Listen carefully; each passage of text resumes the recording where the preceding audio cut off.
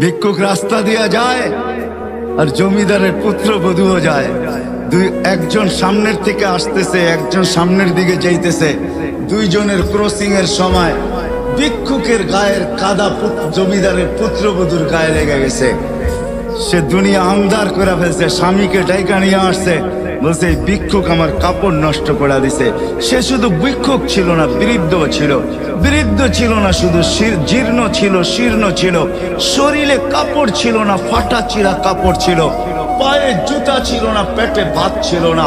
জমিদারের পুত্র সইতে পারে নাই, যৌবনী শক্তি সয় তো সয় কি কইরা। তার স্ত্রীর গায়ে ভিক্ষুকের কাদা, বস সমগ্র শক্তিকে হাতে একত্র করা বৃদ্ধের গালে বসায় দিছে। বৃদ্ধ কিচ্ছু বলে নাই, শুধু উপরের দিকে তাকায় দুই তিনটা শব্দ উচ্চারণ করছেন। শব্দগুলা হলো ইয়া মাল্লা তারা হলো ওয়ুন, ও আল্লাহ চোখে দেখা যায় না। ও তারা কুল্লা শাই, তুই সব দেখিস। ফারা তারা মা বি, তুই কি দেখিস না আমার সাথে কি ঘটতেছে? এটা কি দেখিস না? বলতে দেরি যুবক, মরতে দেরি হয় না। জমিদার চলে আসছে, প্রতিশোধ নিবে।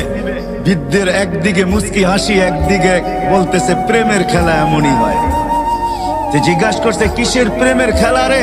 বলছে ওর প্রেমিকার গায়ে আমার কাদা লাগছে, পায়ের কাদা লাগছে, ও সইতে পারে নাই। যৌবনী শক্তি দিয়ে আমার বৃদ্ধ গালে বসায় দিছে। আমাকেও একজন ভালোবাসে, সেও সইতে পারে না,